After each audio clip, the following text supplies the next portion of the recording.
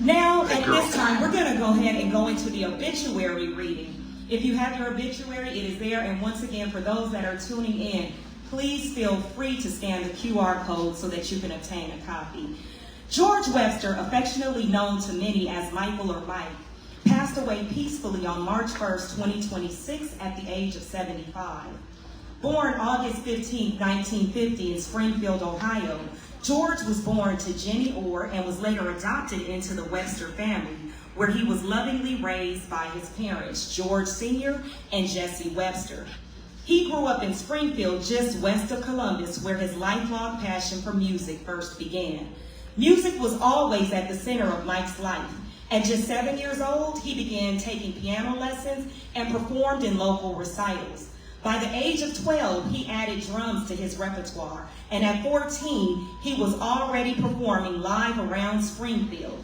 At 16, he transitioned to the bass guitar, the instrument that would become his signature voice. Throughout his teenage years and into adulthood, Mike gigged regularly on both bass and drums, performing rock and roll, R&B, jazz, and eventually gravitating towards the blues, the genre that would define his musical legacy. While in Springfield, Mike recorded with Bobby Wilson, Brenda Jones, and contributed to projects with Clap City Records, establishing himself early as a respected and versatile musician. In 1976, Mike relocated to Southern California, where he built both a professional career and a thriving musical life. He worked for and eventually retired from San Bernardino County and the city of Rialto. Yet even as he approached retirement, his love for music only deepened. He immersed himself in the Southern California blues scene, regularly signing up at local blues jams and open mics. Mike became a beloved fixture at venues such as BMPC and the Living Room, along with many other local blues gatherings. He performed regularly with the Blues and Fires at the Route 66 Roadhouse, and later hosted a monthly blues event at South 40 in Mariloma. Over the years, Mike was a proud member of numerous local bands and performed with the Shadow Blue, Teddy Lee Hooker and the Brass Brothers, Seville Street, Big T and the All-Stars, the Steve Riddle Band, the Dominic Rocha Band, the Joe Ferrero Band, and the Mix Band. His talents continued him on tour with legendary artists including Bo Diddley, Bill Corday, Donnie Peoples, who performed gospel, and Bobby Warren. His presence in the blues community was steady, respected, and deeply valued. In 1979, Mike met the love of his life, Patrice.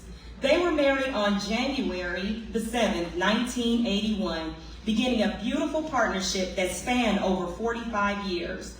Together, they built a life filled with love, laughter, music, and family, spending the past 29 years in Fontana, California. They were blessed with 5 children.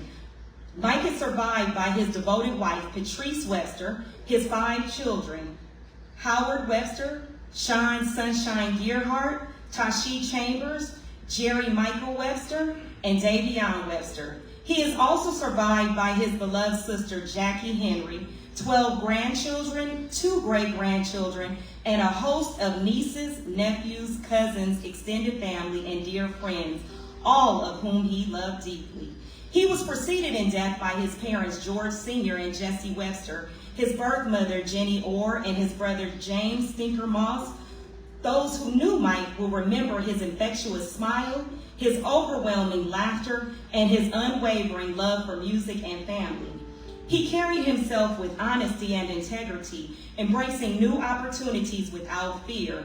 He was a quiet but powerful leader, the kind of presence people naturally gravitated toward.